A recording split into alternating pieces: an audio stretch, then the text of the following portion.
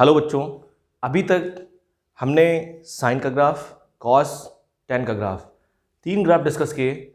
आज बचे हुए ग्राफ डिस्कस करते हैं और फिर आपको हम बताते हैं कि कोई फंक्शन अगर गिवन है तो वो फंक्शन 1 कैसे है, मैनी 1 कैसे है, ऑन टू अगर होता है तो क्या कंडीशंस होती है। तो आज हम क्लासिफिकेशन ऑफ फंक्शंस पढ़ेंगे डोमेन और कोडोमेन के आधार पे। ठीक है, डोमेन के बेसिस पे फंक्शन को कितने टाइप से कैटेगराइज करते हैं और कोडोमेन के बेसिस पे फंक्शन को कितने टाइप से कैटेगराइज करते हैं। ठीक है, तो वीडियो को पूरा देखना है, तभी चीज़ें आपको समझ में आएंगी। ठीक, अब देखिए, अब अगर हम बात करें ग्राफ, फोर्थ ग्राफ लेते हैं, ग्राफ ऑफ कॉट एक्स। ठीक, किसका ग्राफ? ग्राफ ऑफ y बराबर कॉट एक्स। देखिए, मैंने आपको एक चीज़ बताई थी, अगर आपको याद हो, मैंने कहा था कि सबसे इंपॉर्टेंट फंक्शंस जो होते हैं वो होते हैं साइन और कॉस। क्यों? क्योंकि जो बचे हुए फंक्शंस होते हैं उनको साइन और कॉस में कन्वर्ट किया जा सकता है, उनकी स्टडी साइन और कॉस पे डिपेंड होती है। तो इसलिए अगर कोई भी बाकी फंक्शन आप पढ़ रहे हैं उसका डोमेन आपको निकालना है तो आप साइन कॉस का डोमेन आपको पता होना चाहिए, साइन कॉस पे कंडीशंस पता होनी चाहिए। आप उन फंक्शंस का डोमेन बहुत इजी तरीके से निकाल सकते हैं। तो देखिए, जब हम कॉट की बात करेंगे, थोड़ा सा हम ग्राफ बनाने से पहले स्टडी करेंगे इसकी। तो देखिए, जो कॉट एक्स फंक्शन होता है, जो फंक्शन होता है कॉट एक्स, कॉट एक्स को हम क्या लिख सकते हैं? कॉट एक्स को हम लिख सकते हैं cos x upon sine x. इतनी बात समझ आई नहीं है?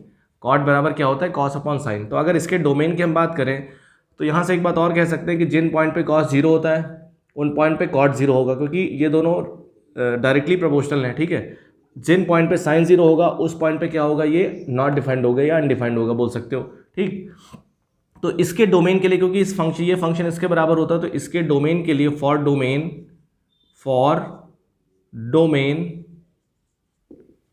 के लिए क्या करना चाहिए? जो डिनोमिनेटर है वो 0 नहीं होना चाहिए, मतलब साइन एक्स कभी 0 नहीं होना चाहिए। आपको पता है साइन एक्स 0 कब होता है? साइन एक्स 0 एन पाई पे होता है। तो साइन एक्स 0 कब नहीं होगा? जब एक्स एन पाई नहीं होगा। एक्स क्या नहीं होना चाहिए? एक्स एन पाई नहीं होना चाहिए।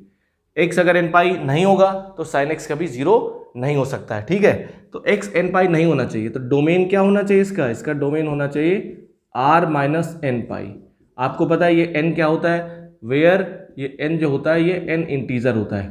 ठीक, तो डोमेन, कॉट का डोमेन क्या होता है? आर माइनस एन पाई। मतलब हमें क्या होगा? हमें पाई, 2 पाई, 3 पाई, माइनस पाई, 0, माइनस 2 पाई, माइनस 4 पाई पे क्या होगा? कॉट की वैल्यू नहीं मिलेगी। मतलब इन पॉइंट्स पे हमें क्या मिलेंगी? एसिम्पटोट्स मिलेंगे। मैंने आपको बताया था, जैसे 10 90 की वैल्यू क्या होती है? इन्फिनिटी होती है। इन्फिनिटी का मतलब क्या था? कि वो जो कर्व था 10 का, मैंने आपको ग्राफ में बताया था, वो लाइन को कहाँ पे मिल रहा था? इन्फिनिटी पे मिल रहा था। या बेसिकली इसको ऐसे बोल सकते हैं, वो ग्राफ कभी भी लाइन को टच नहीं करेगा। तो सिमिलर केस इसमें होगा कि जो लाइन पाई होगी, 2 पाई होगी, 3 पाई होगी, माइनस पाई होगी, माइनस 2 पाई होगी, इन पॉइंट्स पे जो ग्राफ होगा कॉट का वो क्या करेगा? कभी भी इनको टच नहीं करेगा। या इसको ऐसे बोल सकते हैं, इन्फिनिटी पे टच करेगा। ठीक है, तो ये बात निकल के आ गई। तो कभी भी अगर बाकी फंक्शंस का डोमेन आपको बताना है तो आप लॉजिक लगा के साइन कॉस में कन्वर्ट करके बता सकते हो। ठीक है, और एक चीज़, ये हो गया नहीं हो गया, तो हम कह सकते हैं यहाँ पे कि ये किस पॉइंट पे डिफाइंड नहीं है? ये एन पाई पे डिफाइंड नहीं, क्योंकि देखो 10 90 की वैल्यू इन्फिनिटी होती है। वैसे क्या हो जाएगा?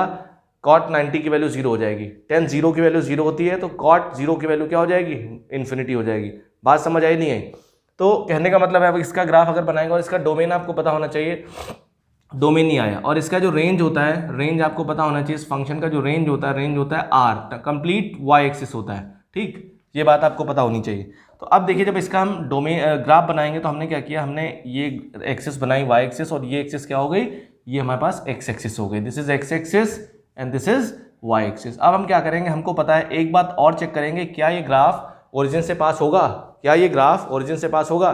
तो ओरिजिन से चेक करने के लिए हम क्या करते हैं? एक्स बराबर 0 रखते हैं। अगर हमें वाई 0 मिलता है, हम क्या करते हैं? फंक्शन में, कोई भी फंक्शन हो उसमें एक्स बराबर 0 पुट करते हैं। पुट करने के बाद अगर y की वैल्यू 0 आती है तो ग्राफ कहाँ से पास होता है? मूल बिंदु से पास होता है, ओरिजिन से पास होता है। तो मैंने क्या किया, इसमें हमारे पास क्या, हमारे पास है y बराबर कॉट एक्स है। क्या है? y बराबर कॉट एक्स। तो हमने इसमें क्या पुट किया?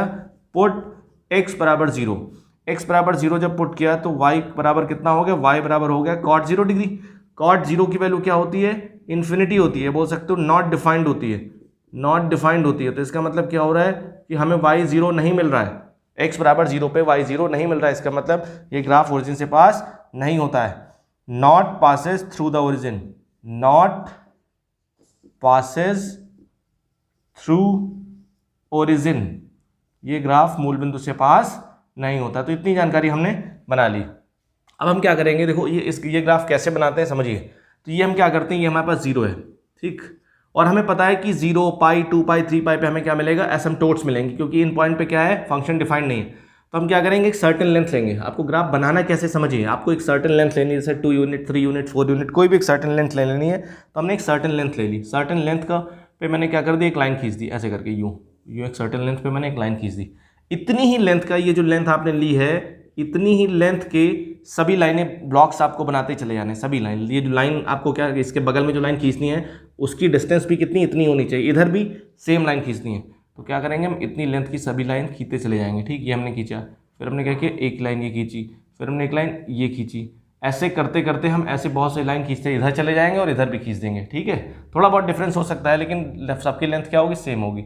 इधर हमने एक लाइन ये खींच दी, ठीक, फिर इधर मैंने एक लाइन ये खींच दी, इधर मैंने एक लाइन ये खींच दी। ऐसे करते करते आप लाइन खींचते चले जाओगे, ठीक। अब करना क्या है हमें, और हमें पता है इसकी वैल्यू 0 क्या होती है, cot 90 क्या होता है, 0 होता है, ठीक। तो इसका मतलब ये कह सकता हूं कि जिन पॉइंट पे cos 0 होता है, उन पॉइंट पे, जिन पॉइंट पे cos 0 होता है, उन पॉइंट पे cot क्या होगा, 0 होगा, क्योंकि डायरेक्टली प्रोपोर्शनल है। तो cos 0 कौन से पॉइंट पे होता है, π/2, 3π/2, 5π/2, 7π/2। तो कहने का मतलब ये है, ये जो ग्राफ होगा हमारे पास कैसे पास होगा, कैसे आएगा, ये चीज़ समझिए, ये बात ध्यान रखिएगा, ठीक है। ये बात ध्यान रखिएगा, ये ग्राफ कुछ ऐसे करके आएगा, यहाँ से आएगा, क्योंकि 0 पे वैल्यू क्या मिल रही है, 0 पे इन्फिनिटी वैल्यू मिल रही है। तो ये ग्राफ ऐसे करके आएगा और कुछ ये पास होगा। ये बात समझ आई नहीं आई, ये बात ध्यान से समझिएगा, ठीक। ये तरीका है, आप ऐसे बनाओगे।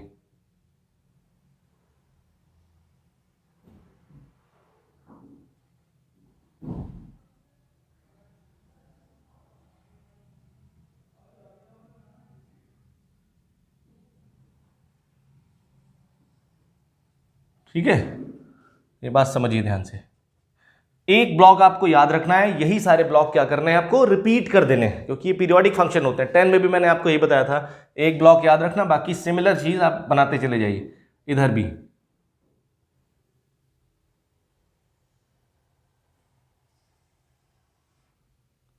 ठीक है, एक ब्लॉक आपको पता रखना है,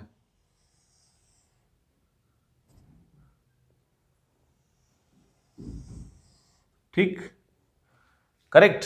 अब आपको ये याद रखना है कि ग्राफ ऐसे करके बनता है। ये चीज़ें क्या हैं, ये जब इंक्रीजिंग डिक्रीजिंग आप पढ़ेंगे तो वहाँ से आप पता लगा सकते हैं कि ग्राफ ऐसे क्यों आ रहा है, ग्राफ ऐसे करके क्यों आ रहा है, ग्राफ ऐसे क्यों नहीं आ रहा। तो ये चीज़ें इंक्रीजिंग डिक्रीजिंग में पता लगती हैं, ठीक है। अब ध्यान से समझिए। अब देखो, जिन पॉइंट पे ये 0 होता है, ये पॉइंट क्या होते हैं, π/2, 3π/2, 5π/2 होते हैं। और जिन पॉइंट पे अनडिफाइंड होता है वो पॉइंट क्या होते हैं, पाई, 2π, 3π। तो देखो क्या है, ये 0 हो गया। ये पॉइंट क्या होगा, क्योंकि इस पॉइंट पे क्या वैल्यू नहीं मिल रही, तो ये पॉइंट हो जाएगा पाई। क्या हो जाएगा, ये पॉइंट हो जाएगा पाई।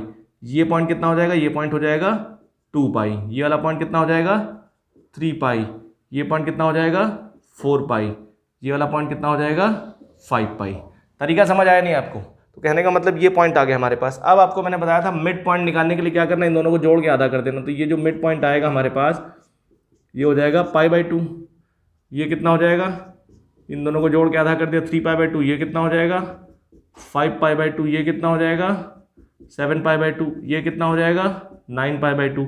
सिमिलर पॉइंट हमें एक रिपीट करने हैं माइनस साइन के साथ। तो ये दिखा, देखो ये पाई लिखा है हमारे पास, तो ये कितना हो जाएगा, ये हो जाएगा -π।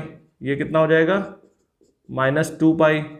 ये कितना हो जाएगा, -3π। ये कितना आ जाएगा, ये पॉइंट आ जाएगा -π/2। ये आ जाएगा -3π/2।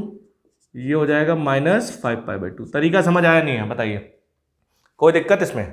तो ये ग्राफ हमारे पास 10 का हो गया। और देखो मैंने आपको बताया था, क्योंकि ये जो पाई है, अगर मैं आपसे पूछूं ये जो पाई है, पाई पे वैल्यू कितनी मिल रही है, पाई पे वैल्यू क्या मिलेगी बताइए, पाई पे वैल्यू मिलेगी नॉट डिफाइंड। कितनी मिलेगी, नॉट डिफाइंड। अगर मैं बात करता हूँ इन्फिनिटी मिलेगी, ठीक, डिफाइंड नहीं होती। देखो पाई पे ग्राफ कहाँ है, ये आ रहा है, ठीक, कोई दिक्कत इसमें? अब समझिए, अगर मैं 2π पे बात करता हूँ, 2π पे भी नॉट डिफाइंड मिलेगी वैल्यू। इसको ऐसे समझ सकते हैं आप, ठीक। देख रहे हैं ग्राफ कहाँ जा रहा है, आप पाई को आप चाहे ऐसे देख लो चाहे ऐसे देख लो, वैल्यू डिफाइंड नहीं हो रही पाई पे, ठीक।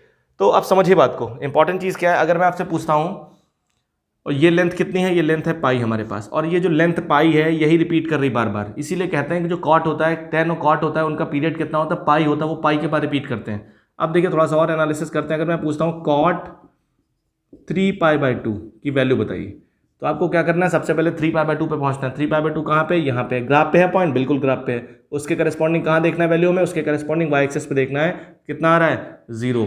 अगर मैं आपसे पूछूं कॉट 5π की वैल्यू क्या होगी, तो सबसे पहले हमें कहाँ पहुँचना है, 5π पे पहुँचना है। 5π पे क्या हमें कोई ग्राफ मिलेगा, कोई वैल्यू मिलेगी नहीं, हम कभी भी ग्राफ पे नहीं पहुँच पाएंगे। 5π पॉइंट पे पहुँचे हम, फिर हमें यहाँ से कहाँ पहुँचना होता है, ग्राफ पे पहुँचना होता है, लेकिन हम कभी भी ग्राफ पे नहीं पहुँच पाएंगे, क्योंकि इसके करस्पॉन्डिंग हमें वैल्यू मिलेगी ही नहीं, क्योंकि ये इस पॉइंट पे क्या होगा, कभी भी 5π को ग्राफ टच ही नहीं करेगा या कट नहीं करेगा। तो इसका मतलब बोल सकता हूँ नॉट डिफाइंड। क्या हो जाएगा, नॉट डिफाइंड। ठीक है, अगर मैं आपसे पूछता हूँ कॉट -5π/2, तो तुरंत क्या करेंगे आप, -5π/2 पहुंचेंगे। -5π/2 कहाँ पे, यहाँ पे, वो पॉइंट ग्राफ पे है ऑलरेडी, तो वाई एक्सिस पे आ जाओ, कितना हो जाएगा, 0। हमें पहले जिस पॉइंट की वैल्यू चाहिए होती है उस पॉइंट पे पहुंचना होता है, फिर उसके बाद हमें कहाँ पहुंचना होता है, ग्राफ पे पहुंचना होता है, फिर ग्राफ से वाई एक्सिस पे परपेंडिकुलर ड्रॉ करते हैं। लेकिन अगर ऑलरेडी वो पॉइंट, जिस पॉइंट पे आपको वैल्यू चाहिए वो पॉइंट ग्राफ पे है, तो ऑलरेडी हम कहाँ, सीधे वाई एक्सिस पे देखते हैं। ठीक है, पॉइंट का ग्राफ पे होना बहुत जरूरी है। ठीक, अब मैं कह सकता हूं ये जो कॉट एक्स है, ये एक कौन सा फंक्शन है, पीरियोडिक फंक्शन है। पीरियोडिक फंक्शन है, आवर्ती फलन है। कौन सा फंक्शन है, आवर्ती फंक्शन है, आवर्ती फलन है, पीरियोडिक फंक्शन विथ पीरियड पाई। इसका पीरियड कितना होता है, पाई, पाई के बाद रिपीट करता है, 10 भी पाई के बाद रिपीट कर रहा था। ठीक है, और मैं बोल सकता हूं कि जो x बराबर n पाई है, n पाई का मतलब पाई, 2π, 3π, 0। देखो ये लाइन पाई, 2π, 3π, 4π, ये लाइंस क्या हैं, ये सारी लाइंस क्या हैं, एसिम्पटोट्स हैं। क्या है, एसिम्पटोट्स हैं। क्यों, क्योंकि इन लाइंस को ग्राफ कहाँ पे टच करेगा, इन्फिनिटी पे टच करेगा, एसिम्पटोट्स हैं। और 10 के लिए क्या था, 10 के लिए याद करिए एसिम्पटोट्स क्या थी, 2n + 1 π/2, याद करिए, π/2, 3π/2, 5π/2, ये लाइंस एसिम्पटोट्स थी 10 के लिए। ठीक है, तो ये इंपॉर्टेंट ग्राफ है, ये आपको पता होना चाहिए, वगैरह रोल्स थ्योरम वगैरह में काम आता है, इंटीग्रल वगैरह में काम आएगा। जैसे मान लो हमसे पूछा उन्होंने, कभी कोई इंटीग्रल हमसे पूछ दे कि जैसे मान लो पूछा किसी ने आपसे, ले लिया इंटरवल, ले लिया, सिंपल सी बात हम ले लेते हैं π/2, रोल्स थ्योरम की बात करेगा, π/2 से 3π/2, और कहेगा बताइए हमारे पास फंक्शन है y बराबर cot x है, तो आप ये बताइए कि ये ग्राफ रोल्स थ्योरम की कंडीशन को फुलफिल करेगा नहीं करेगा, रोल्स थ्योरम इस पर एप्लीकेबल होगी नहीं होगी। तो कहने का मतलब है, तो आपको ग्राफ की चीज़ें आनी चाहिए। क्यों, क्योंकि इसके बीच में एक पॉइंट पड़ रहा है पाई पे, ये डिफाइंड नहीं है। तो इस टाइप की हम बात करेंगे, और ग्राफ अगर हमें आएगा तो विजुअल अंडरस्टैंडिंग हमारी बहुत ज़बरदस्त होगी। ठीक है, तो अगर आपको इस ग्राफ में कोई दिक्कत आती है, इससे रिलेटेड कोई प्रॉब्लम आती है, तो आप कमेंट करके मुझे बताइए। और बहुत सारे लोग, स्टूडेंट्स कमेंट कर रहे थे सर वेक्टर एंड 3D पढ़ाइए। वेक्टर एंड 3D मैं पूरा पढ़ाऊंगा, बहुत ज़बरदस्त आपको पढ़ाऊंगा वेक्टर एंड 3D, हर एक पॉइंट आपको बताऊंगा। ठीक है, आप JEE मेंस तक के क्वेश्चन सॉल्व कर सकते हो, लेकिन थोड़ा चीज़ों को एक्सप्लेन करने में समय लगता है। ठीक, और अभी मैं आपको ज़बरदस्ती कोर्स कंप्लीट करा दूँ, 10 दिन में कहूँगी हो गया, सिलेबस कंप्लीट हो गया, तो मेरे को यहाँ पर कोई सिलेबस कंप्लीट नहीं कराना है। ठीक है, मेरे को कोई सिलेबस यहाँ पे कंप्लीट नहीं कराना है, मेरे को कंटेंट डिलीवर करना है, अच्छा कंटेंट डिलीवर करना है आपको कंसेप्ट के साथ। ठीक, तो इसलिए थोड़ा सा समय लगता है, अगर अच्छी चीज़ आप पाना चाहते हैं तो थोड़ा सा इंतजार करना पड़ता है आपको। ठीक है, वेक्टर एंड 3D पे बहुत ज़बरदस्त आपको पढ़ाएंगे, कोऑर्डिनेट ज्योमेट्री बहुत ज़बरदस्त पढ़ाएंगे, हर सेक्शन पढ़ाएंगे, लेकिन 1 by 1 पढ़ाएंगे। ठीक है, तो आप बस साथ में चलते रहिए। ठीक है, कदम से कदम मिलाकर चलते रहिए, आपको एक टाइम के बाद खुद लगने लगेगा कि कंटेंट कैसा है, क्वेश्चंस हो रहे नहीं हो रहे, आपको समझ में आ रहा नहीं आ रहा। ठीक है, तो मैं इसे इरेज करता हूँ। अब हम नेक्स्ट ग्राफ स्टार्ट करते हैं। नेक्स्ट ग्राफ है sec x। ठीक है, अब बात करते हैं, हम सेक की बात करते हैं। 5th वन इज, बहुत आसान ग्राफ है, ग्राफ ऑफ y बराबर sec x। ठीक, लोगों को डर है इसमें कि सेक का ग्राफ कैसे बनता है, समझिए। अब पहले कुछ स्टडी कर लेते हैं, कुछ एनालिसिस करते हैं। हमारे पास क्या, y बराबर sec x है, ध्यान से समझिएगा, क्या है, y बराबर sec x। आपको पता है सेक को हम क्या लिख सकते हैं, 1/cos x लिख सकते हैं। तो सिंपल सी बात है, सेक की स्टडी करने के लिए, सेक के बारे में हमें नहीं पता था, लेकिन सेक को जब मैंने 1/cos किया तो काफ़ी चीज़ें हम जानते हैं। ठीक, तो आपको पता है इसके डोमेन के लिए क्या होना चाहिए, बेसिकली फॉर डोमेन के लिए cos x कभी भी 0 नहीं हो सकता। cos ये चीज़ कभी 0 नहीं हो सकती, ये चीज़ 0 हो जाएगी तो समथिंग अपॉन 0 नॉट डिफाइंड, तो cos x 0 नहीं हो सकता। तो मैंने आपको बताया था कॉस एक्स अगर जीरो होता है तो एक्स क्या होता है 2n + 1 π/2। ये बात मैंने आपको बताई थी, अगर आपको याद हो। मैंने आपसे कहा था कि कॉस एक्स बराबर जीरो, मैंने आपसे कहा था एक्स की वैल्यू क्या थी, एक्स की वैल्यू थी 2n + 1 π/2। कॉस एक्स किन पॉइंट पे जीरो होता है, 2n + 1 π/2 पॉइंट पे जीरो होता है। तो कॉस एक्स जीरो नहीं होना चाहिए, तो एक्स क्या नहीं होना चाहिए, एक्स 2n + 1 π/2 नहीं होना चाहिए। एक्स 2n + 1 π/2 नहीं होना चाहिए, एक्स इंटीजर है, ये n इंटीजर है। तो बेसिकली इसका जो डोमेन हो जाएगा, डोमेन क्या हो जाएगा, रियल नंबर माइनस 2n + 1 π/2। इतनी बात समझ आई नहीं है, बताइए। मतलब π/2, 3 π/2, 5 π/2 ये डोमेन, मतलब ये पॉइंट डोमेन में नहीं आएंगे। तरीका समझिएगा, कंसेप्ट समझिएगा। और हम जानते हैं ये कॉस का, और कॉस का रेंज हम जानते हैं, रेंज ऑफ फंक्शन इसका क्या होता है, रेंज ऑफ फंक्शन होता है -∞ से -1, क्लोज इंटरवल, यूनियन 1 से इन्फिनिटी। इसका मतलब ये होता है कि जो y एक्सिस पे होगा, जो y एक्सिस हमारे पास होगी, y एक्सिस पे ये लाइन बनेगी, y बराबर 1 लाइन बनेगी, ये लाइन, ठीक, ये लाइन बनेगी y बराबर 1 लाइन, और ये लाइन बनेगी y बराबर -1 लाइन, ठीक। ये y बराबर 1 लाइन है, ये y बराबर -1 लाइन है। मतलब जो ग्राफ मिलेगा वो -1 से, ये -1 है, ग्राफ मिलेगा -1 से नीचे मिलेगा, -1 से ग्राफ -1 या -1 से नीचे मिलेगा, और 1 या 1 से ऊपर मिलेगा ग्राफ। इसका मतलब ये ग्राफ मिलेगा, इसके बीच में हमें कोई भी ग्राफ नहीं मिलेगा, कोई भी ग्राफ नहीं मिलेगा इसके बीच में, -1 से 1 के बीच में कोई भी ग्राफ नहीं मिलेगा। 1 से ऊपर मिलेगा और -1 से नीचे मिलेगा, ये रेंज का मतलब है, ठीक। अब देखिए हम ये चेक कर लेते हैं क्या ये ग्राफ मूल बिंदु से पास होता नहीं होता, ओरिजिन से पास होता नहीं होता। तो मैंने क्या किया, पुट x बराबर 0। जब x बराबर 0 रखा तो y बराबर कितना आ गया, y बराबर आ गया sec 0। आपको पता है sec 0 की वैल्यू कितनी होती है, sec 0 को आप लिख सकते हो 1/cos 0। sec 0 को आप क्या लिख सकते हो, 1/cos 0। cos 0 की वैल्यू 1 होती है, तो sec 0 की वैल्यू कितनी हो जाएगी, 1 हो जाएगी। तो इसका मतलब x बराबर 0 पे y 0 नहीं मिला, इसका मतलब ये ग्राफ ओरिजिन से पास नहीं होता, नॉट पासेज, ठीक है, थ्रू ओरिजिन। ये ग्राफ ओरिजिन से पास नहीं होता है, मूल बिंदु से पास नहीं होगा, ठीक है। इतनी बात हमने तय कर ली। अब देखिए ग्राफ हम बनाते हैं इसका, कैसे आपको ग्राफ बनाना है, क्या स्ट्रेटजी, कैसे समझना है, रटना बिल्कुल नहीं है। अभी देखिए सेक और कॉसेक का ग्राफ, आपको साइन कॉस का पता है, तो अगर आपको साइन का ग्राफ पता है तो आप साइन से कॉसेक का बना सकते हो। अगर आपको कॉस का पता है तो कॉस से आप किसका ग्राफ बना सकते हो, सेक का। साइन से कॉसेक का, कॉस से सेक का ग्राफ आप बना सकते हो, क्योंकि कॉस जो है, सेक जो है वो कॉस का रेसिप्रोकल होता है, कॉसेक जो है वो साइन का रेसिप्रोकल होता है। तो इसका मतलब रेसिप्रोकल का मतलब व्युत्क्रम बोल सकते हो आप। तो कहने का मतलब ये है कि आपको सेक का ग्राफ बनाने के लिए आपको कॉस का ग्राफ बनाना पड़ेगा। कंसेप्ट मैं सिखाऊंगा आपको, तो देखिए ध्यान से क्या करना है, कैसे क्या स्ट्रेटजी होनी चाहिए। तो देखिए क्या बनाया हमने, ये ग्राफ आया हमारे पास, ये ग्राफ हमारे पास आया, ठीक, ध्यान से देखिएगा, ये ग्राफ आया किसका, ये ग्राफ कॉस का आया, ठीक। ये ग्राफ हम बनाते हैं कॉस का, अभी ध्यान से देखिएगा, ठीक। कॉस का ग्राफ कैसे बनता है समझिएगा। कॉस का ग्राफ मान लो कुछ ऐसे करके आया, ठीक, 1 और -1 के बीच में बनेगा। मैं लाइन भी बना लेता हूं,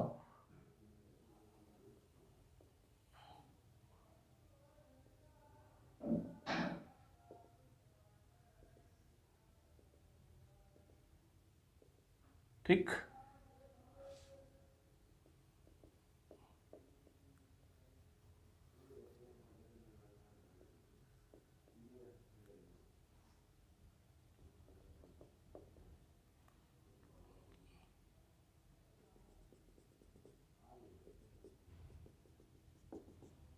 ठीक, अब बात करते हैं, ये हमने बनाया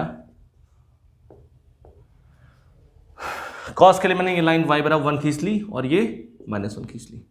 तो हम कॉस का बना रहे हैं ग्राफ,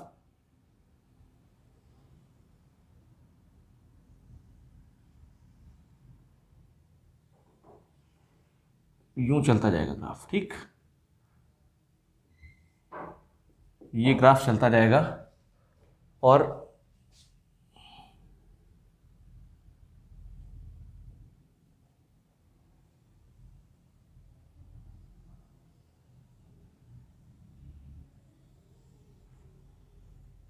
ठीक, ये बना, ये मैंने ग्राफ बनाया कॉस का, ठीक। आपको मैंने सारे पॉइंट मार्क करके बता दिए थे। ये है 0, ये कितना हो जाएगा, ये हो जाएगा π/2, ये हो जाएगा 3π/2, ये हो जाएगा 5π/2, ये 7π/2। ठीक, ध्यान से समझिएगा ग्राफ बनता कैसे है, क्या तरीका है, क्या स्ट्रेटजी है। ठीक, तो हमने क्या किया, अब मेरे को कॉस का बनाना है ग्राफ, सेक का बनाना है, तो हमने क्या कर दिया, ये जो पीक्स हैं, ये जो वर्टेक्स हैं, ये वाले, ये जो पीक इनको बोलते हैं, इन पीक पे ग्राफ को क्या कर दो, फिक्स कर दो। इन पीक पे ग्राफ को क्या कर दो, फिक्स कर दो।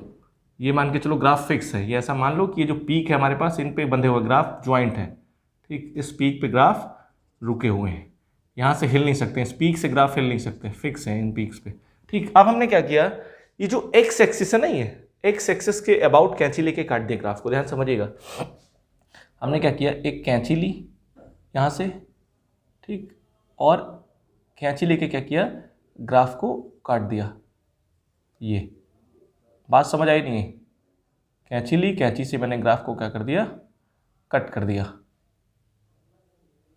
ध्यान समझिए, मैंने एक कैंची ली यहाँ से, और कैंची लेके मैंने क्या किया, एक कैंची ली, ठीक, और कैंची लेके मैंने ग्राफ को एक्स एक्सिस के अबाउट काट दिया। यूं काटते चले गए ऐसे करके। ठीक, जब काट देंगे ग्राफ, तो ग्राफ अब यहाँ से फ्री हो गया ना, तो नीचे वाले पोर्शन को नीचे कर देंगे और ऊपर वाले पोर्शन को ऊपर कर देंगे। ध्यान से समझिएगा, थोड़ा सा मैं इसको और बड़ा करता हूँ। मैंने क्या किया, ये वाई एक्सिस है, मैंने क्या किया, नीचे वाले ग्राफ को नीचे कर दिया और ऊपर वाले ग्राफ को ऊपर कर दिया। ध्यान से समझिएगा चीज़ों को। तो मैंने क्या किया, ये जो ग्राफ नीचे था, ग्राफ ये वाला, ठीक, इसको मैंने नीचे कर दिया, इस वाले पोर्शन को मैंने क्या कर दिया, नीचे कर दिया, नीचे वाले पोर्शन को नीचे कर दिया, नीचे घुमा दिया, इसके अबाउट घुमा दिया, और ऊपर वाले पोर्शन को ऊपर कर दिया। तो इस वाले पोर्शन को जब नीचे करोगे आप, तो ये वाला पोर्शन क्या आएगा, ये वाला पोर्शन कुछ ऐसे हो जाएगा। इस वाले पोर्शन को जब आप नीचे करोगे तो ये वाला पोर्शन ऐसे आ जाएगा। ठीक, ये वाला पोर्शन ऐसे आ जाएगा, ये वाला पोर्शन ऐसे आ जाएगा। ठीक, बात समझ आई नहीं है, ये वाला पोर्शन ऐसे आ जाएगा। ठीक, ये वाला पोर्शन ऐसे आ जाएगा, ये वाला पोर्शन ऐसे आ जाएगा। तरीका समझ आ रहा नहीं आ रहा है, ये वाला पोर्शन ऐसे आ जाएगा। ठीक, और ऊपर वाला पोर्शन क्या होगा, इस वाले पोर्शन को यहाँ से पकड़ना है, यूं कर देना है, यहाँ से पकड़ना है, ऊपर कर देना है। तो ये वाला पोर्शन क्या होगा, ये वाला पोर्शन ऐसे आ जाएगा। ठीक, ये वाला पोर्शन ऐसे आ जाएगा, ठीक है, और ये वाला पोर्शन ऐसे आ जाएगा, ये वाला पोर्शन ऐसे आ जाएगा, ये पोर्शन ऐसे आ जाएगा। ठीक, तो ये जो ब्लू कलर से हमने बनाया ग्राफ, ये वाला ऊपर वाला और ये वाला मिटा दीजिए आप। तो ये ग्राफ जो बनेगा, ये ग्राफ किसका बनेगा, ये ग्राफ बन जाएगा सेक एक्स का बन जाएगा। किसका बन जाएगा, सेक का बन जाएगा। और आपको पता होना चाहिए, अगर मैं पूछता हूँ सेक 0 की वैल्यू कितनी होगी, तो सेक 0 की वैल्यू क्या है, ये 1 है, और ये पॉइंट कितना है, ये पॉइंट -1 है, तो ये सेक 0 की वैल्यू होगी 1। अगर मैं π/2 की वैल्यू पूछता हूँ, तो π/2 पे क्या मिलेगा, एसिम्प्टोट मिलेगी हमें। अब मैं आपसे पूछता हूँ, ये पॉइंट पाई हो जाएगा, तो मैं आपसे पूछता हूँ सेक पाई की वैल्यू क्या होगी, तो आप आ जाइए ग्राफ पे आइए, कितनी हो जाएगी, -1। अगर मैं ये पॉइंट हो जाएगा 2 पाई, तो अगर मैं आपसे पूछता हूँ सेक 2 पाई की वैल्यू कितनी होगी, 1 होगी। तरीका समझ आया नहीं आपको, तो आपको ऐसे कर देना है, और ये जो लाइन होंगी, ये जो π/2 3π/2 ये सब क्या हो जाएंगे, एसिम्प्टोट्स हो जाएंगे। तरीका समझ आया नहीं है, तो आप इसको ऐसे बना सकते हो। मैं फाइनल ग्राफ आपको बना के दिखाता हूँ। तरीका समझ आया नहीं है, आपको क्या करना है, कॉस का ग्राफ बनाना है, सिमिलर कॉस का ग्राफ बनाना है। कॉस का ग्राफ बनाने के बाद एक्स एक्सिस के अबाउट कट करना है, कैंची से काट देना है। फिर क्या करना है, नीचे वाले पोर्शन को नीचे कर देना है, नीचे वाले साइकिल को नीचे कर देना, ऊपर वाले साइकिल को ऊपर उठा देना है। ऐसे करते करते क्या बन जाएगा, ग्राफ काहे का बनेगा, सेक एक्स का बन जाएगा। बहुत ईजी है। अगर मेरे को कॉसेक का चाहिए, सिमिलर प्रोसेस हम यही लगाएंगे। ठीक है, तो अब देखिए, ध्यान से समझिए। तो फाइनल ग्राफ मैं आपको बना के दिखाता हूँ। तो ये ग्राफ है बेसिकली कॉस का, बना के आपको दिखाते हैं, उसका सेक का। ठीक है, ये मैं बना रहा हूँ। ठीक, अब क्या है, ये लाइन बनेगी बेसिकली, ये मैं लाइन बनाता हूँ, y बराबर 1 लाइन।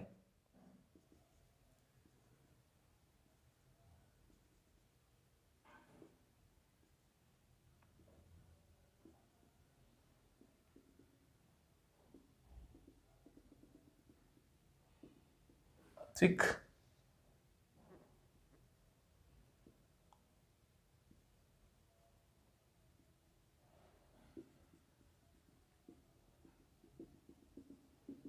ठीक, ये y बराबर 1 लाइन है और ये -1 है।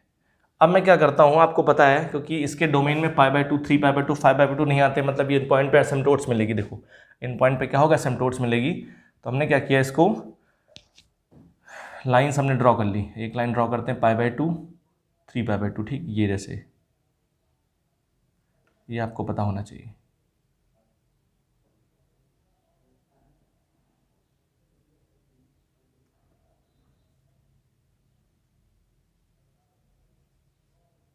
ठीक,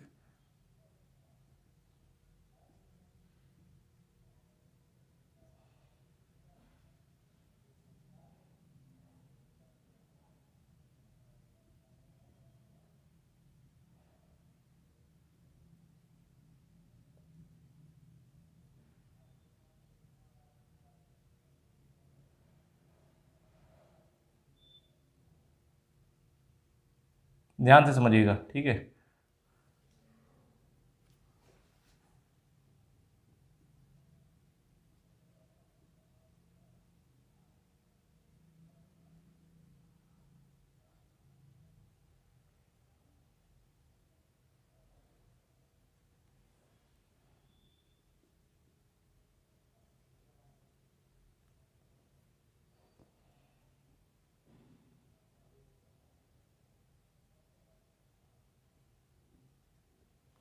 ठीक, ये ज़ीरो है और ये क्या है, ये पॉइंट है π/2, ये पॉइंट है 3π/2, ये पॉइंट है 5π/2, ये पॉइंट है 7π/2। सिमिलर पॉइंट माइनस साइन के साथ रिपीट करेंगे, ठीक। ये हो जाएगा -π/2, ये हो जाएगा -3π/2, ये पॉइंट हो जाएगा -5π/2, ये पॉइंट हो जाएगा -7π/2, ठीक। ध्यान समझिएगा, हम क्या करेंगे, ये 1 है, ये 1 है और ये कितना, -1 है। अब यहाँ से ग्राफ बनाएंगे, ये आएगा, ठीक। तरीका समझ आया नहीं है, ये ग्राफ बनता चला जाएगा और इसमें क्या होगा, ये नीचे इधर बनेगा, ठीक, ये ऐसे बनता चला जाएगा। देखो ये ग्राफ है ना, ये बना, फिर नीचे इधर आपको क्या करना है, अल्टरनेट छोड़ के बनाना है, अल्टरनेट बनाना है, छोड़ना है इसको, यहाँ से ये ग्राफ बन जाएगा, ठीक।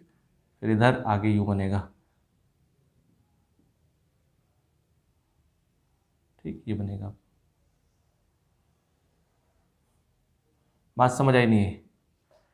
फिर इधर ये बनेगा, ठीक। नीचे क्या बनेगा, ये छोटा है तो इसमें बनेगा,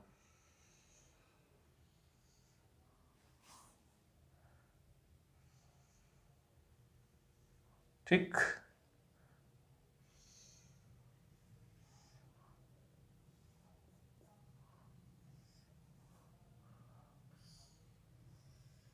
ठीक, अब देखिए आप ध्यान से समझ रहे हैं, π/2 कितना मिला। ये बहुत कॉम्प्लिकेटेड ग्राफ नहीं है, आप इसको बहुत कॉम्प्लिकेटेड मत समझिए। देखो सिमिलर ग्राफ बना है, बस ये मैंने क्या कर दिया, जहाँ से ब्रेक है ग्राफ वहाँ एसिम्प्टोट मैंने बना दी है, एसिम्प्टोट्स मैंने आपको दिखा दी है। तो देखो ये π/2 है, ये पॉइंट कितना हो जाएगा, इन दोनों को मिड वाला पॉइंट हो जाएगा, ये हो जाएगा पाई, ये कितना हो जाएगा, ये हो जाएगा 2π, ये कितना हो जाएगा, ये हो जाएगा 3π, ये कितना हो जाएगा 4π, ये कितना हो जाएगा, ये हो जाएगा -π, ठीक, ये हो जाएगा -2π, ये हो जाएगा -3π। तो सिमिलर है, आप देख सकते हो सिमिलर। इसका भी जैसे साइन का पीरियड 2π होता है, कॉस का पीरियड 2π होता है, तो पीरियड में कोई फर्क नहीं आएगा, पीरियड उतना ही रहेगा। तो देखो ये 2π के बाद रिपीट कर रहा है। देखो अगर इतना ग्राफ हम ले लें, 0 से 2π ले लें, देखो ले लें, ये चाहे आप किधर से ले लो, आप 0 से स्टार्ट करो 2π तक, 0 से 2π तक जो ग्राफ मिलेगा वही ग्राफ क्या रिपीट होगा। तो बोल सकते हैं ये भी एक पीरियोडिक फंक्शन है, पीरियोडिक फंक्शन है, पीरियोडिक फंक्शन विथ पीरियड 2π। अब आप क्या कर सकते हो, विथ पीरियड 2π। अब इसमें आप x की वैल्यू कुछ भी रखो आप, लेकिन आपको जो वैल्यू मिलेगी वो 1 से छोटी नहीं मिल सकती और -1 से बड़ी नहीं मिल सकती। मतलब इसके बीच में देखो ग्राफ है ही नहीं, तो इसका मतलब क्या है, ग्राफ 1 से ऊपर है और -1 से नीचे है। तो ये एक पीरियोडिक फंक्शन है और इसके लिए एसिम्प्टोट क्या होगा, इसके लिए जो एसिम्प्टोट्स हो जाएगा वो हो जाएगा 2n+1 π/2। जो पॉइंट इसके डोमेन में नहीं आते हैं वो एसिम्प्टोट्स हो जाएंगे, ठीक है। क्योंकि अगर मैं आपसे पूछता हूँ π/2 पे वैल्यू कितनी होगी, क्योंकि π/2 पे वैल्यू हमें मिलेगी नहीं, क्योंकि लाइन π/2 पे हम ग्राफ पे पहुँच ही नहीं पा रहे हैं। ग्राफ ये जो लाइन है इसको कभी भी टच नहीं करेगा। कहाँ टच करेगा? इन्फिनिटी पे टच करेगा। तो बोल सकते हैं एसिम्पटोट है ये, x बराबर 2n+1 π/2। ये क्या हो जाएगी? ये जो लाइन्स आएंगे n बराबर n की वैल्यू रखते जाओगे तो इनको बोलेंगे एसिम्पटोट्स। ठीक है, ये लाइन एसिम्पटोट्स हो जाएंगी। ये बात आपको पता होना चाहिए। इसका रेंज मैंने इधर लिख दिया। रेंज क्या होता है? इस रेंज को ऐसे लिख सकते हो, या रेंज को आप क्या लिख सकते हो? रेंज को आप ऐसे लिख सकते हो, रियल नंबर में से क्या घटा दें? क्लोज ओपन इंटरवल -1 से 1। रियल नंबर में से आप क्या घटा दो? ये वाला पोर्शन घटा दो, -1 से 1 वाला पोर्शन हटा दो, तो ये रेंज मिल जाएगा। ऐसे लिखो चाहे ऐसे लिखो। ठीक है, ये बहुत ईजी ग्राफ है, पता होना चाहिए कैसे बनता है। सिमिलर ग्राफ आप कॉसेक का बना सकते हो, कॉसेक में भी कोई दिक्कत नहीं है। ठीक है, तो इस ग्राफ में अगर आपको कोई दिक्कत है, इससे रिलेटेड दिक्कत है, तो आप चीज़ों को बता सकते हैं, कमेंट करके बता सकते हैं। ठीक है, मैं इसे इरेज कर रहा हूँ। अब हम बेसिकली डिस्कस करेंगे, एक ग्राफ बचा हुआ है कॉसेक का। तो ये ग्राफ आपके लिए SW है। आपको क्या करना है, ये मैं आपको SW दे रहा हूँ। ठीक है, ये वाला ग्राफ y बराबर कॉसेक x का, ये ग्राफ क्या करिए आप बना के भेजिए मुझे टेलीग्राम वाले ग्रुप पे। ठीक है, ये ग्राफ बनाइए, साइन का बनाइए, फिर उसमें जो मैंने तरीका बताया था वो करिए। कॉसेक का ग्राफ बना के भेजिए। और इसका डोमेन क्या होता है, इसका डोमेन कैसे निकलता है, इसको 1/sin करोगे, फिर वहाँ से इसका डोमेन निकालोगे। जो रेंज सेक का था वही रेंज कॉसेक का होता है। ठीक है, रेंज में कोई फ़र्क नहीं है, ये बात आपको पता होनी चाहिए। तो इसका ग्राफ आप बना के ग्रुप पे भेजिए, टेलीग्राम वाले ग्रुप पे भेजिए, मैं चेक करूँगा, देखूँगा। ठीक, और एक बात, एक आपके लिए मेरी तरफ से एक सजेशन है, अगर आप चाहते हैं कि आप कैलकुलस में एक्सपर्ट हों, ग्राफ में एक्सपर्ट हों, तो ये बुक खरीद लें, प्ले विथ ग्राफ। इसमें ग्राफ बहुत सारे हैं, लेकिन आपको सारे ग्राफ नहीं करने, जो ज़रूरत है जिनकी उन्हें करना है, प्ले विथ ग्राफ्स। ठीक, ये इसका राइटर कौन है? By Amitam Agarwal, by Amit M Agarwal. ठीक, ये है, ये अमेज़ॉन से ऑर्डर कर सकते हैं आप, फ्लिपकार्ट पे भी आपको मिल जाएगी, या किसी आप बुक स्टोर पे जाके ले सकते हैं। ठीक है, बहुत अच्छी बुक है, 120-130 रुपये की मिलेगी, आप परचेज़ कर सकते हैं। ठीक है, ये बुक खरीद के रख लीजिए, टाइम टू टाइम आप देखते रहिए, आपकी ग्राफ बहुत स्ट्रांग हो जाएंगे। ठीक है, तो ये करना है आपको, ये SW मैं आपको दे रहा हूँ। अब देखिए, स्टार्ट करते हैं हम क्लासिफिकेशन ऑफ फंक्शंस। फंक्शन को क्लासीफाई करते हैं on the basis of domain and codomain. ठीक, तो अब हम बात करेंगे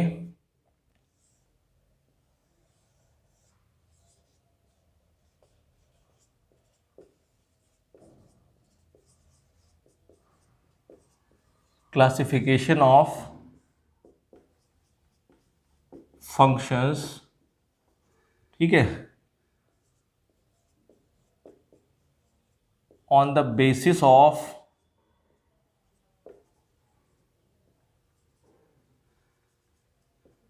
डोमेन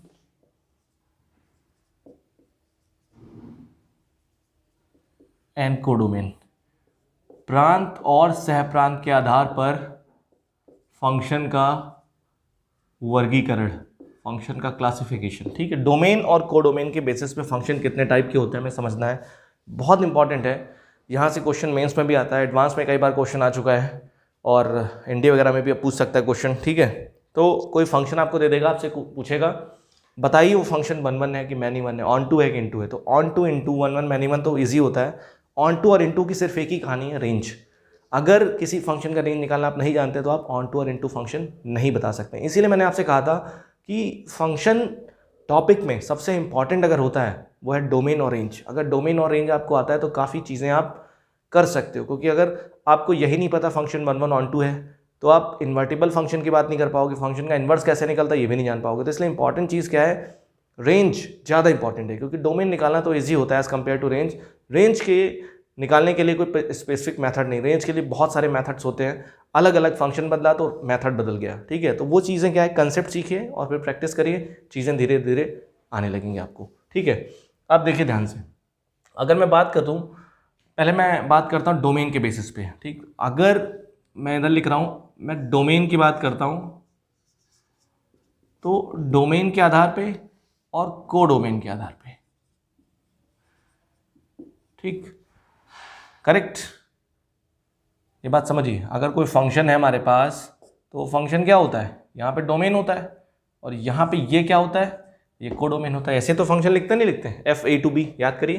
तो डोमेन के बेसिस से फंक्शन क्या होता है, डोमेन के बेसिस पे फंक्शन को हम दो टाइप से कैरेक्टराइज करते हैं।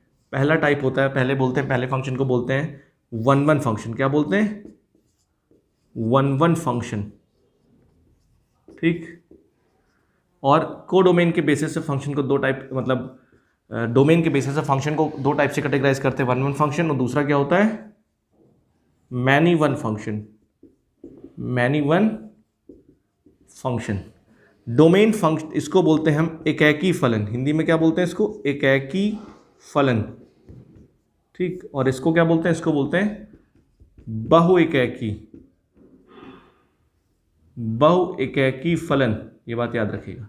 तो डोमेन के बेसिस से फंक्शन दो टाइप के होते हैं, और कोडोमेन के बेसिस से फंक्शन भी दो टाइप के होते हैं। कोडोमेन के बेसिस से फंक्शन दो टाइप के होते हैं। पहला होता है, पहला इसको बोलते हैं, फर्स्ट बोलते हैं ऑन टू फंक्शन। क्या बोलते हैं इसको? ऑन टू फंक्शन, ठीक है। ऑन टू फंक्शन की हिंदी होती है आच्छादक, आच्छादक फलन,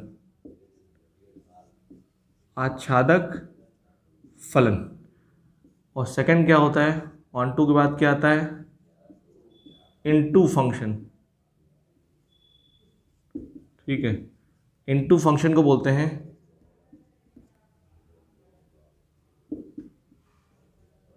अंतरक्षेपी फलन। इतनी बात समझ आई नहीं है?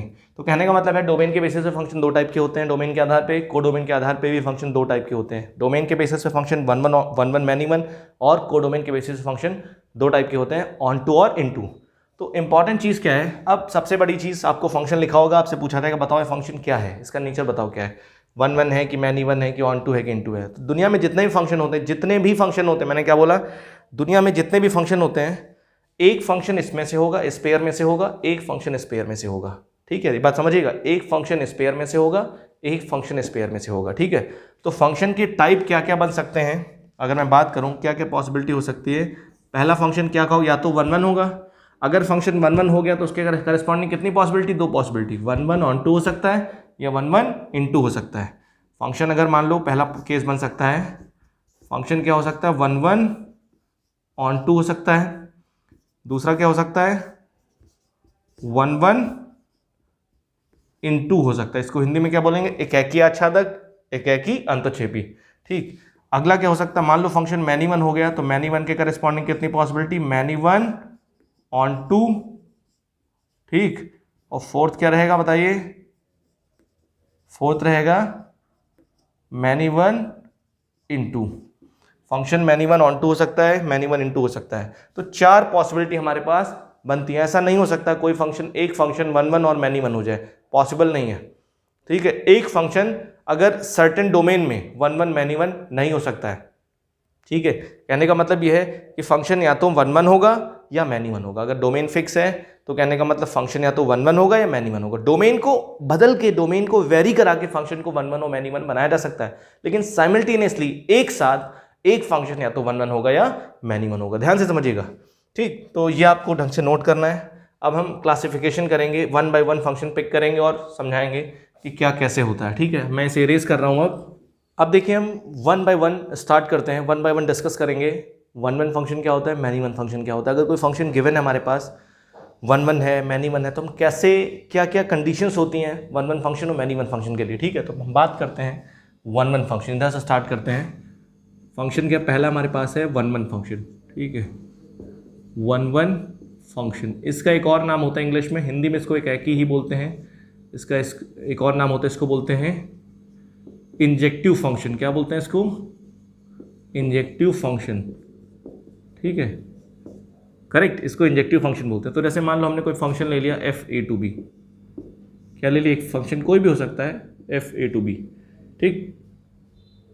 तो किसी फंक्शन को 1-1 फंक्शन का बोलते हैं अगर डोमेन का प्रत्येक एलिमेंट, हमने क्या बोला, अगर डोमेन का प्रत्येक एलिमेंट को डोमेन में डिफरेंट एलिमेंट से जुड़ा हुआ है तो फंक्शन क्या कहलाता है? 1-1 फंक्शन कहलाता है। मतलब डोमेन के प्रत्येक एलिमेंट की इमेज जो है वो डिफरेंट है को डोमेन में। मतलब इसका कोई भी एलिमेंट आप अगर उठाओगे तो वो डिफरेंट से जुड़ेगा। मतलब ऐसा नहीं हो सकता कि इसके कोई भी दो एलिमेंट इसमें सिंगल से जुड़ जाए। डोमेन की प्रत्येक एलिमेंट को डोमेन में डिफरेंट एलिमेंट से जुड़ा हुआ है तो वो फंक्शन क्या कहलाता है? 1-1 फंक्शन कहलाता है, ठीक है। तो बोल सकते हैं कि if every element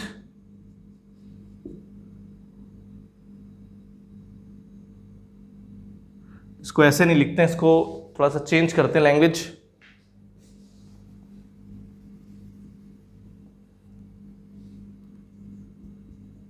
if the image of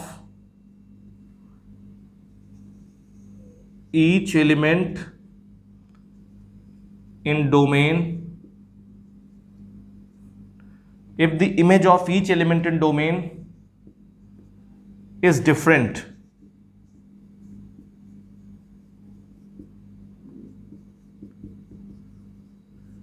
then fn मतलब function is called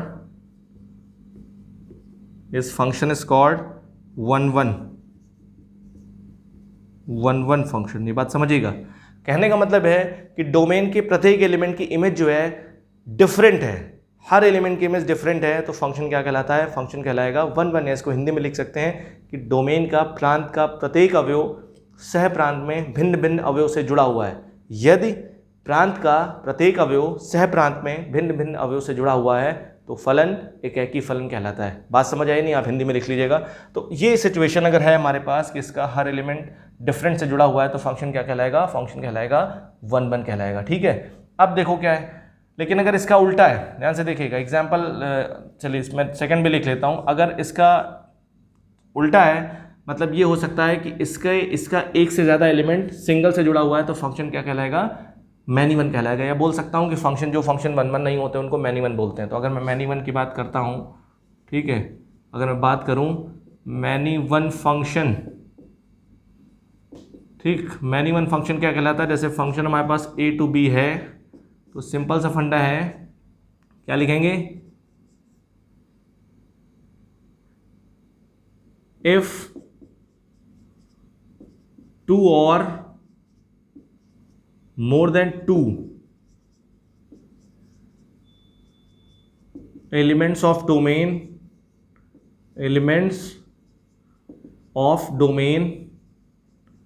have same image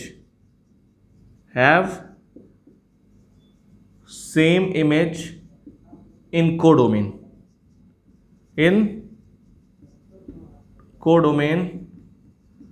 then function is called many one। Function is called many one. मैंने क्या बोला कि अगर डोमेन के 2 या 2 से ज्यादा एलिमेंट की इमेज कोडोमेन में सेम है, मैंने बोला कि अगर डोमेन के 2 या 2 से ज्यादा एलिमेंट की इमेज सेम है कोडोमेन में तो फंक्शन क्या कहलाता है? मैनी वन फंक्शन कहलाता है। मतलब डोमेन के 2 या 2 से ज्यादा एलिमेंट सिर्फ एक से जुड़े हुए हैं, मतलब दोनों एलिमेंट की इमेज क्या है? सेम है, तो ऐसा फंक्शन क्या कहलाता है? मैनी वन फंक्शन कहलाता है। बात समझ आई नहीं? जैसे मान लो 2 भी 3 से जुड़ गया और 5 भी 3 से जुड़ गया, तो 2 एलिमेंट सिंगल एलिमेंट से जुड़ गए तो फंक्शन क्या कहलाएगा? Many one. मतलब मैनी एलिमेंट्स किससे जुड़े हैं? 1 से जुड़े हैं, तो उसको बोलते हैं मैनी वन जो बोलते हैं। ठीक है, अब देखेंगे, ये तो मैंने ये डेफिनेशन हो गई, अब हम चेक कैसे करेंगे समझेंगे। अब एग्जाम्पल देखो, मैं आपको लेके सिखाता हूँ। जैसे मान लो एक फंक्शन हमारे पास है f a to b लिखा है, ये मैं पिक्टोरियल डायग्राम बनाता हूँ। ठीक, आपको बताना है फंक्शन 1 1 होगा कि मैनी वन होगा। 5 6 7 8,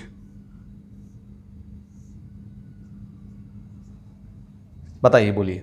तो फंक्शन क्या है? फंक्शन 1 1 है। देखो 1 5 से जुड़ा हुआ है, 2 6 से जुड़ा हुआ है, 3 7 से जुड़ा है। मतलब कोई भी एलिमेंट रिपीट नहीं, कोई भी एलिमेंट ऐसा नहीं कि किन्हीं भी 2 एलिमेंट की इमेज सेम है, या प्रत्येक एलिमेंट देखो डिफरेंट से जुड़ा हुआ है। तो फंक्शन, ये फंक्शन क्या हो जाएगा?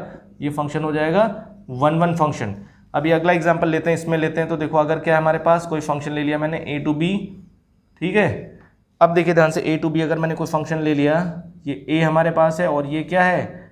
b है। ये 1 है, ये 2 है, ये 3 है, ये 4 है, ये 5 है।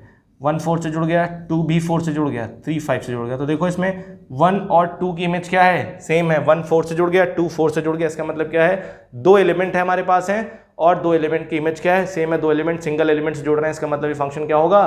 मैनी वन फंक्शन होगा। ठीक है, तो ये तो रही पिक्टोरियल डायग्राम, लेकिन फंक्शन हमारे पास ऐसे नहीं गिवन होगा। हमारे पास कुछ फंक्शन एक्स वाई में रिलेशन लिखा होगा और तब हमें बताना होगा। तो उसके लिए क्या करना होता है हमें, समझिए।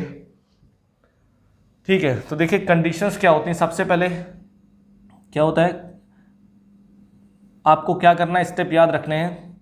वर्किंग रूल क्या है, working rule for 1 and many one function. 1 और मैनी वन फंक्शन के लिए क्या क्या वर्किंग रूल है। तो देखो कभी भी आपके पास क्या है, अगर कोई फंक्शन लिखा है, कोई फंक्शन आपके पास है, ठीक, तो क्या करना है, जैसे आप फंक्शन मान लो आपके पास लिखा है y बराबर एफ एक्स, कोई फंक्शन लिखा है आपके पास y बराबर एफ एक्स लिखा हुआ है, तो सबसे पहला स्टेप नंबर 1 आपको क्या करना है, स्टेप नंबर 1 क्या करना है, आपको सॉल्व करना है f ऑफ x1 बराबर f ऑफ x2। और ये x1 x2 कहाँ के पॉइंट है, वेयर, जहाँ x1 x2 कहाँ से होंगे, इस फंक्शन के डोमेन से आएंगे, क्योंकि पॉइंट जब आप इनपुट उठाओगे तो डोमेन से ही तो आएगा, सिंपल सी बात है, डोमेन से पॉइंट आएंगे। तो जब ये दोनों पॉइंट हमारे पास आ गए, हमने इनको सॉल्व किया, fx1 बराबर fx2 सॉल्व करोगे तो यहाँ से 2 रास्ते आपके पास मिलेंगे। कितने रास्ते मिलेंगे, 2 रास्ते। आपको फ्लो चार्ट बना के चलना है, जब आप इसको सॉल्व करते हैं आपको 2 रास्ते मिलेंगे। तो जब 2 रास्ते आपको मिलेंगे तो या तो आपके पास क्या आ जाएगा, x1 बराबर x2 आएगा, या क्या आएगा आपके पास, x1 बराबर x2 आएगा, या क्या होगा, x1 x2 के बराबर नहीं होगा। मैंने क्या बताया, या तो आपके पास आ जाएगा x1 बराबर x2, या क्या आएगा, x1 बराबर x2 नहीं होगा। दोनों में से एक पॉसिबिलिटी आपके पास आएगी। सबसे पहला काम क्या करना, कोई फंक्शन लिखा हो, आपको क्या करना, ये चीज सॉल्व करनी, कोई भी फंक्शन हो सॉल्व करना। सॉल्व करने के बाद आपके पास 2 रास्ते आएंगे, x1 बराबर x2 मिलेगा आपको, या तो x1 बराबर x2 नहीं मिलेगा। तो अगर x1 बराबर x2 मिलता है तो फंक्शन क्या होता है, तो फंक्शन होता है, तो फंक्शन इज 1 अगर x1 बराबर x2 मिलता है तो फंक्शन एक ही होगा। अगर x1 बराबर x2 नहीं मिलता है तो फंक्शन क्या होगा, function is many one, function होगा मैनी वन। इतनी बात समझ आई नहीं है, ये करना है आपको, और इतना करने के बाद आपको पता चल जाएगा फंक्शन 1 होगा कि मैनी। और भी तरीके हैं चेक करने के, ग्राफ से आप कर सकते हो, और भी चीज़ें हैं, बताएंगे धीरे धीरे आपको बताएंगे। तो अभी बेसिक एग्जाम्पल करते हैं, फिर उसके आगे देखते हैं, ठीक है। तो मैं इसे इरेज कर रहा हूँ, और अगर आपने फंक्शन की पुरानी वीडियो नहीं देखी है, ठीक है, तो उन वीडियोस को पहले देखें आप, तभी सारी चीज़ें क्लियर होंगी आपकी। स्टार्टिंग से देखें, वीडियो नंबर 1 से देखें आप, लेक्चर 1 से, और टेलीग्राम ग्रुप को ज्वाइन नहीं किया है तो ज्वाइन कर लीजिए, ठीक है। बहुत इंपॉर्टेंट है सारी चीज़ें, अगर आप वाकई में सीखना चाहते हैं, क्योंकि कोर्स बहुत जल्दी आगे बढ़ेगा। जैसे ही फंक्शन खत्म होगा फिर हम लिमिट पे आ जाएंगे, कंटिन्यूटी, डिफरेंशिएबिलिटी, डिफरेंशिएशन, क्योंकि फाउंडेशन चल रहा है, इसीलिए मैं वक्त दे रहा हूँ इस पर, क्योंकि यही कैलकुलस का आधार है। आधार खराब हो जाएगा आपका, फाउंडेशन खराब हो जाएगा तो पूरी कैलकुलस आपकी खराब हो जाएगी, ठीक। आप ध्यान से देखिए, तो मैं इसे इरेज कर रहा हूँ, और अब कुछ क्वेश्चंस करते हैं। और ये जो कंडीशंस मैंने आपको बताई है, ये वाली तरीका मैंने जो आपको बताया, इन तरीकों को अप्लाई करते हैं, फिर देखते हैं रिजल्ट आता है कि नहीं आता है। अब देखिए ध्यान से समझिए, तो मैंने एक फंक्शन ले लिया, आपका स्टेटमेंट आप लिखिए, ये क्वेश्चन है, क्वेश्चन का स्टेटमेंट है, check whether following functions are 1 और मैनी वन। आपको ये चेक करना है कि ये जो फंक्शंस मैं लिख रहा हूँ ये 1 है कि मैनी वन। देखिए क्वेश्चन नंबर 1 है, y बराबर x², सेकेंड y बराबर x³, थर्ड y बराबर 2x + 3, 4 y बराबर sin x, फिफ्थ y बराबर cos x, 6 y बराबर x + 1 अपॉन x - 1, ठीक। 7 y बराबर x⁴, 8 y बराबर 5 - x, 9 y बराबर mod x, ठीक है। 10 y बराबर ग्रेटेस्ट इंटीजर ऑफ एक्स। ध्यान से समझिएगा, हम इन फंक्शंस की बात करते हैं, और भी क्वेश्चंस हो सकते हैं, आप इन क्वेश्चंस को कर सकते हो, क्वेश्चन बहुत सारे बनाए जा सकते हैं, लेकिन क्या है कि अभी मैं बेसिक लेवल पे आपको ये सिखा रहा हूँ कि इन चीज़ों को, मेथड्स को अप्लाई कैसे करते हैं और सोचना कैसे आपको, ठीक है। तो आपको हमने ये बताया कि अगर कोई भी फंक्शन आपके पास आता है और आपसे पूछा जा रहा है कि बताओ फंक्शन 1 1 है कि मैनी 1 है, तो सबसे बेसिक मेथड क्या है, आप कुछ भी नहीं जानते, अगर ग्राफ भी नहीं जानते, कुछ भी नहीं जानते, तो सबसे बेसिक मेथड ये है कि आप क्या करिए, fx1 बराबर fx2 सॉल्व करिए। सॉल्व करने के बाद आपके पास दो रास्ते आएंगे। कितने रास्ते? दो रास्ते। x1 बराबर x2 आएगा, x1 x2 के बराबर नहीं आएगा। तो दो रास्ते अगर आएंगे, x1 बराबर x2 के अगर आ जाता है तो फंक्शन 1 1 हो जाएगा, अगर x1 x2 के बराबर नहीं आता फंक्शन मैनी 1 हो जाएगा, ठीक। तो देखो हम सॉल्व करते हैं। तो हमने क्या किया, पहला क्वेश्चन सॉल्व किया, इधर सॉल्व करते हैं। सोल्यूशन 1, सोल्यूशन नंबर 1, हमारे पास क्या लिखा, हमारे पास लिखा है y बराबर एक्स स्क्वायर लिखा है, ठीक। आप इसको fx बोल दो, सिंपल सी बात है, क्योंकि y बोलो चाहे fx बोलो, बात एक ही है। तो हम क्या सॉल्व करते हैं, हम सॉल्व करते हैं एक f ऑफ x1 बराबर f ऑफ x2 सॉल्व करते हैं। तो f ऑफ x1 की वैल्यू क्या आएगी भाई, ये fx ये है हमारे पास, f of x x square है, तो f ऑफ x1 की वैल्यू कितनी आएगी, x बराबर x1 रखोगे तो x1 स्क्वायर आ जाएगा, कितना आ जाएगा, x1 स्क्वायर, x2 रखोगे तो कितना आ जाएगा, x2 स्क्वायर। तो अगर x2 स्क्वायर बराबर x1 स्क्वायर है या x1 स्क्वायर बराबर x2 स्क्वायर है, तो क्या कोई जरूरी है कि x1 बराबर x2 होगा?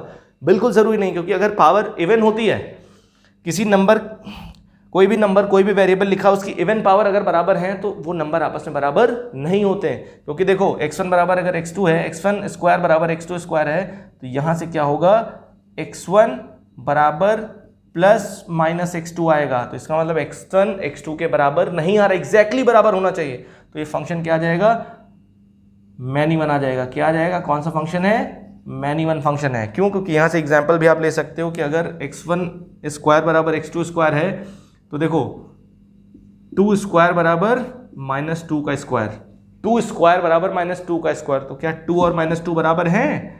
देखो 2 और माइनस 2 तो बराबर नहीं है। तो इसका मतलब अगर कभी भी स्क्वायर बराबर है दो नंबर के, x1 बराबर x1 स्क्वायर बराबर x2 स्क्वायर, तो ये बात याद रखना, x1 कभी भी x2 के बराबर नहीं होता, या x1 की पावर 4 बराबर x2 की पावर 4, तो कभी भी x1 x2 बराबर नहीं होंगे, प्लस माइनस का साइन जरूर रहेगा, क्योंकि पावर इवन है, ठीक। तो ये फंक्शन क्या हो जाएगा, मैनी 1 हो जाएगा, ठीक। अब देखो ध्यान से, अब अगर हम बात करें सेकंड की, सोल्यूशन ऑफ सेकंड की बात करें, y बराबर कितना हमारे पास है, y बराबर एक्स क्यूब है, यही fx होता है। तो हमने क्या सॉल्व किया, हमने सॉल्व किया f ऑफ x1 बराबर f ऑफ x2 सॉल्व किया, तो कितना आगे बताइए, x1 क्यूब बराबर x2 क्यूब। तो अगर x1 क्यूब बराबर x2 क्यूब है, तो एक ही पॉसिबिलिटी बनती, क्यूब में क्या हो जाता है, दोनों नंबर बराबर होते हैं, x1 बराबर x2, तो ये फंक्शन क्या हो जाएगा, ये फंक्शन 1 1 हो जाएगा। अभी देखिए सोल्यूशन ऑफ कौन सा करते हैं, सोल्यूशन ऑफ 4 करता हूं मैं। सोल्यूशन ऑफ 4 मैंने किया, तो y बराबर कितना लिखा हमारे पास, y बराबर साइन x लिखा है, ये लिखा हमारे पास। तो हमने क्या सॉल्व किया, हमने सॉल्व किया f ऑफ x1 बराबर f ऑफ x2, तो हमारे पास कितना आ गया, साइन ऑफ x1 बराबर साइन ऑफ x2। तो साइन ऑफ x1 बराबर अगर साइन ऑफ x2 है, तो क्या कोई जरूरी है कि x1 बराबर x2 हो, ये बात समझिएगा। साइन ऑफ x1 बराबर अगर साइन ऑफ x2 है, तो क्या ये जरूरी है कि x1 x2 के बराबर होगा? बिल्कुल जरूरी नहीं है। क्यों? तो यहां से क्या आएगा, x1 कभी भी x2 के बराबर नहीं हो सकता है। क्यों? क्योंकि अगर साइन, आपने एक फॉर्मूला पढ़ा होगा अगर आपको याद हो, साइन थीटा बराबर, अगर साइन अल्फा होता है तो थीटा किसके बराबर आता है, n पाई प्लस माइनस 1 की पावर n अल्फा। क्योंकि अगर साइन थीटा बराबर साइन अल्फा है, तो ये कोई ज़रूरी नहीं है दोनों बराबर हो, बहुत सारे एंगल ऐसे हो सकते हैं कि जिन पे वैल्यू क्या हो, सेम हो। जैसे सिंपल सी बात मैं कह सकता हूँ, देखो साइन 0 किसके बराबर होगा, साइन पाई के, क्योंकि साइन पाई की भी वैल्यू 0 होती है, साइन 0 की वैल्यू 0 होती है। ये दोनों बराबर है, साइन 0 साइन पाई के बराबर है, लेकिन 0 किसके बराबर नहीं है, पाई के बराबर नहीं है। इसका मतलब क्या है, कभी भी ट्रिग्नोमेट्रिक फंक्शन में अगर ऐसा लिखा है, तो ये बात याद रखना, ये दोनों एंगल बराबर नहीं होते। हो भी सकते हैं लेकिन नहीं होते जनरली। क्यों? क्योंकि कोई ज़रूरी नहीं, क्योंकि ये अगर 0 हो गया, ये पाई है, ये अगर पाई है 2 पाई हो सकता है। तो क्योंकि ये तरीका समझ है, क्योंकि ये पीरियोडिक फंक्शन होते हैं, ठीक है, इसी वजह से ये बात याद रखना, ठीक। तो ये क्या हो जाएगा, ये फंक्शन हो जाएगा मैनी 1 फंक्शन हो जाएगा। कौन सा फंक्शन हो जाएगा, मैनी 1। अब देखिए मैं आपको बताता हूँ क्वेश्चन नंबर 10th बताता हूँ, सोल्यूशन 10th। जो बाकी क्वेश्चन मैं नहीं बता रहा हूँ, ये क्वेश्चन आपके लिए SW है। आप इन क्वेश्चंस को सॉल्व करिए, सॉल्व करने के बाद उसका फोटो क्लिक करके मुझे ग्रुप पे भेजिए, मैं चेक करूँगा, अगर किसी का डाउट होगा तो मैं चेक करूँगा, ठीक है। आप लोग भेजते नहीं हैं, ठीक है। थोड़ा सा सिंसियर रहा करिए। अगर लाइफ में कुछ सीखना है तो सिंसियरिटी आपको दिखानी पड़ेगी। एक स्टूडेंट की लाइफ में सबसे बड़ा जो होता है वो दैट इज़ डिसिप्लिन। तो आपसे अगर कहा जा रहा है कि इन क्वेश्चंस को भेजिए तो आप सॉल्व करिए, भेजिए। अगर आप सॉल्व नहीं कर रहे हैं तो कोई नतीजा नहीं निकलेगा इसका, ये बात याद रखिएगा। आप रैंडम लेक्चर्स देख रहे हैं, रैंडम बीच से देख रहे हैं तो कोई मतलब नहीं। अगर आपको देखना है, ढंग से सीखना है अगर, तो आप पूरे लेक्चर्स देखिए, पूरी वीडियोस को ढंग से देखिए, स्टार्टिंग से लेकर आखिरी तक 1 घंटा टाइम निकालिए, अच्छे मन से बैठिए और तब आपको बहुत कुछ सीखने को मिलेगा, ठीक है। अब देखिए ध्यान से, तो क्वेश्चन नंबर 10 मैं 10 सॉल्व करता हूँ। 10 हमारे पास लिखा देखो y बराबर, ठीक। तो सिंपल सी बात है, क्या हम सॉल्व करेंगे बताओ। हम निकालेंगे f ऑफ x1 बराबर f ऑफ x2। तो क्या आ जाएगा, ग्रेटेस्ट इंटीजर ऑफ x1 बराबर ग्रेटेस्ट इंटीजर ऑफ x2। तो अगर x1 x2 का ग्रेटेस्ट इंटीजर बराबर है तो कोई ज़रूरी थोड़े ना x1 x2 बराबर हो। कैसे, देखो मैं आपसे कह रहा हूँ 0.5 का ग्रेटेस्ट इंटीजर किसके बराबर है, 0.1 के बराबर है। 0.5 का ग्रेटेस्ट इंटीजर और 0.1 का ग्रेटेस्ट इंटीजर, दोनों का ग्रेटेस्ट इंटीजर सेम है, लेकिन 0.5 0.1 के बराबर नहीं है। तो इसका मतलब ये क्या हो जाएगा, ये फंक्शन हो जाएगा मैन्यूअन हो जाएगा, ठीक है। तो ये तरीका है, ये टेक्निक है सॉल्व करने की। तो मैंने आपको एक तरीका बताया। आपको सबसे पहला काम क्या करना, कोई फंक्शन आपके पास आता है तो आप f(x1) बराबर f(x2) सॉल्व करो। 2 रास्ते आपके पास मिलेंगे, x1 x2 के बराबर मिलेगा या x1 x2 के बराबर नहीं मिलेगा। x1 x2 के बराबर अगर मिलता है तो फंक्शन क्या आ जाएगा, 1 1 आ जाएगा। अगर x1 x2 के बराबर नहीं मिलता है तो फंक्शन क्या आ जाएगा, मैन्यूअन आ जाएगा। तो आपको ये स्ट्रेटजी जब भी सॉल्व करें तो ये स्ट्रेटजी दिमाग में रखनी है और इसी के सहारे आपको आगे बढ़ना है, ठीक है। कोई दिक्कत नहीं आएगी, बहुत ईजी है। बस क्या क्वेश्चन अगर मान लो जे एडवांस में पूछेगा तो थोड़ा सा चीज़ें कॉम्प्लिकेटेड कर देगा, फंक्शन थोड़ा सा बड़ा लिख देगा, तो इसलिए एनालिसिस थोड़ा सा और बढ़ जाती है। तो इसीलिए क्या है, किसी भी क्वेश्चन को डिफिकल्ट बनाया जा सकता है। बनाने का मतलब क्या है, थोड़ा सा एनालिसिस आपसे और करवाएगा, डायरेक्टली नहीं देगा क्वेश्चन, ठीक। तो ये बात याद रखिएगा। जो क्वेश्चंस बचे हुए हैं इनको आप सॉल्व करके ग्रुप पे जरूर पोस्ट करिए, ठीक है। और अगर आपने पुरानी वीडियोस नहीं देखें जरूर देखें, ठीक है। तो धीरे धीरे हम इसी स्पीड से चलते रहेंगे आगे। अब लगभग हम लोग किनारे पहुंचने वाले हैं। अभी इसके बाद जब ये आपका हो जाएगा तो फिर मैं आपको पढ़ाऊंगा इन्वर्टिबल फंक्शन। इन्वर्टिबल फंक्शन के बाद इक्वल फंक्शन क्या होते हैं, फिर उसके बाद मैं आपको बताऊंगा कंपोजिशन फंक्शन का क्या होता है, पीरियोडिक फंक्शन क्या होता है। काफ़ी कुछ चीज़ें बतानी है, लेकिन धीरे धीरे अब हम लोग किनारे की तरफ बढ़ते चले जा रहे हैं। एक टाइम ऐसा आएगा कि सब क्लोज हो जाएगा, ठीक है। तो आज की वीडियो को यहीं रोकता हूँ मैं, ठीक। नेक्स्ट लेक्चर में, नेक्स्ट वीडियो में आपसे मिलता हूँ सेम एनर्जी के साथ। तब तक के लिए थैंक यू।